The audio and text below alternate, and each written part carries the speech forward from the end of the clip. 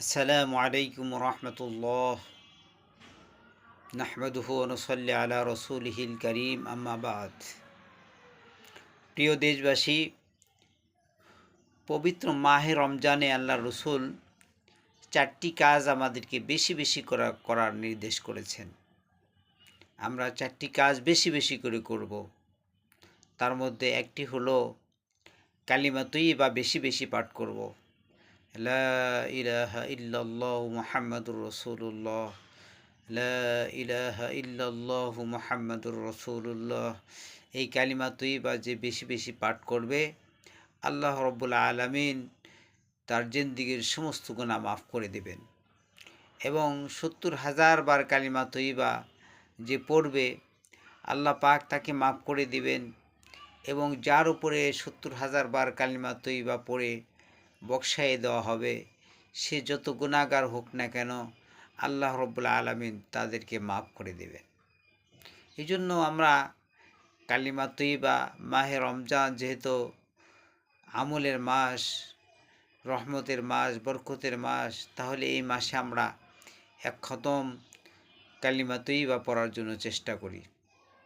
প্রত্যেক দিন নামাজ পড়ার সময় যে ৫ ওয়াক্ত নামাজ আমরা যে মসজিদে যাই, এই সময় যদি আমি নিয়ত করি আমি মসজিদে যাব, আসব, কিছু সময় অপেক্ষা করব, এই সময়গুলির মধ্যে আমি কালিমা তৈয়্যিবার জিকির করব। বাইরে থেকে বের হব, মসজিদের দিকে যাব, ছোট ছোট কদম ফেলে ফেলে যাব, আর দোয়া করতে থাকব, কালিমা তৈয়্যিবা পড়তে থাকব। তাহলে যাইতে আসতে এবং কিছুক্ষণ অপেক্ষা করতে এই সময়ের মধ্যে ৫০০ বার কালিমা তৈয়্যিবা হতে পারে। তো ৫০০ বার করে যদি প্রত্যেক ওয়াক্তে পড়ি, তাহলে ৫ ওয়াক্ত নামাজে ২৫০০ বার হয়। আর এক মাসে ৭,৫০০ বার হয়।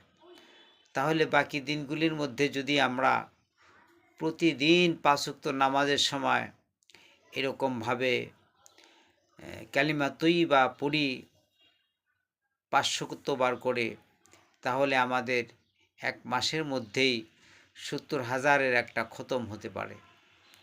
আর এক খতম ৭০,০০০ বার কালিমা তৈয়্যিবা পড়ে যদি আমি আমার আত্মীয় স্বজন, মা বাপ যারা দুনিয়া থেকে চলে গেছেন, তাদের জন্য আমরা বকশিয়ে দেই, তাহলে আল্লাহ পাক তাদেরকে মাফ করে দেবেন।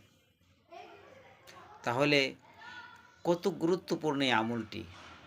এই আমলটি আমরা সবসময় করব।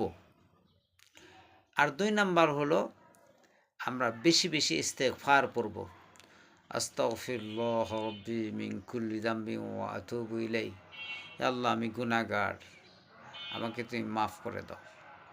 সব সময় ইস্তেগফার পড়তে থাকা, আল্লাহ পাকের কাছে দোয়া করতে থাকা, আল্লাহ আমি গুনাহগার, তুমি মাফ করে দাও।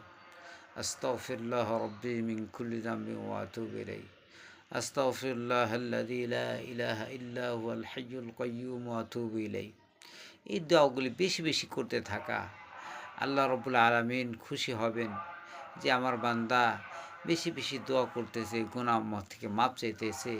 আর ৩ নম্বর হলো আমরা আল্লাহ পাকের দরবারে বেশি বেশি দোয়া করব, আল্লাহুম্মা ইন্না আসআলুকাল জান্নাহ, আল্লাহুম্মা ইন্না আসআলুকাল জান্নাহ। হে আল্লাহ, আমি আপনার কাছে জান্নাত চাইতেছি, জান্নাত কামনা করতেছি। আল্লাহ, আপনি আমাকে জান্নাত দিয়ে দেন। আল্লাহ, আপনি আমাকে জান্নাত দিয়ে দেন। এরকমভাবে বেশি বেশি দোয়া করা। আর ৪ নাম্বার হলো যে আমরা বেশি বেশি দোয়া করব, আল্লাহুম্মা আজিরনি মিনান নার, আল্লাহুম্মা ইন্না আউযু বিকা মিনান নার, আল্লাহুম্মা ইন্না আউযু বিকা মিনান নার, ইয়া খালিকাল জান্নাতি ওয়ান নার। এই দোয়াটা বেশি বেশি করব যে আল্লাহ পাক যেন আমাদেরকে জাহান্নাম থেকে নাজাত দান করেন। এই জন্য এই ৪টি কাজ, এই ৪টি দোয়া আমরা মাহে রমজানে বেশি বেশি করে করব। আল্লাহ রসুল বলেন যে এই ৪টি আমল বেশি বেশি করে করবে, আল্লাহ পাক তাকে মাফ করে দেবেন।